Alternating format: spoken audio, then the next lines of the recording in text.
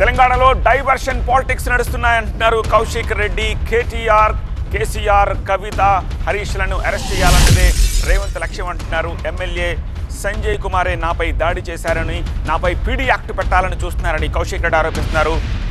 నాపై ఎలాంటి క్రిమినల్ భూ కబ్జా కేసులు లేవని, పీడీ యాక్ట్ పెడితే రేవంత్ నుంచి మొదలు పెట్టాలి అంటున్నారు కౌశిక్ రెడ్డి.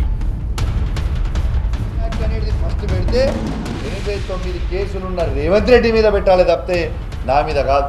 నా ఏ సెక్షన్ అన్నా చూడండి, ఈ సంవత్సరంలోనే 28 కేసులు ఎందుకు పెట్టిర్రు? నా హుజురాబాద్ నియోజకవర్గ ప్రజల్లారా మరియు యావత్ తెలంగాణలో ఉన్న ప్రజల్లారా మీ పక్షాన నిలబడతా ఉంటే ఇన్ని కేసులు పెట్టి ఇబ్బందులు పెడతా ఉన్నారు.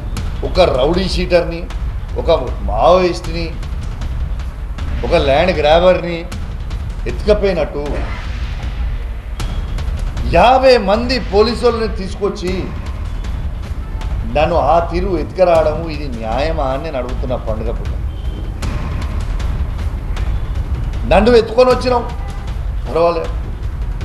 తెల్లారి నన్ను తీసుకొచ్చి ఇక్కడ పండబెట్టి మా తెలంగాణలో ఉన్న మొత్తం ఉన్న 33 జిల్లాలో ఉన్న మా బీఆర్ఎస్ పార్టీ కార్యకర్తలని అరెస్ట్ చేయడం, వాళ్ళ పండుగ రోజు తెల్లారి హౌస్ అరెస్ట్ అయిందయ్యా బాబు, నాకు అర్థం కాదు.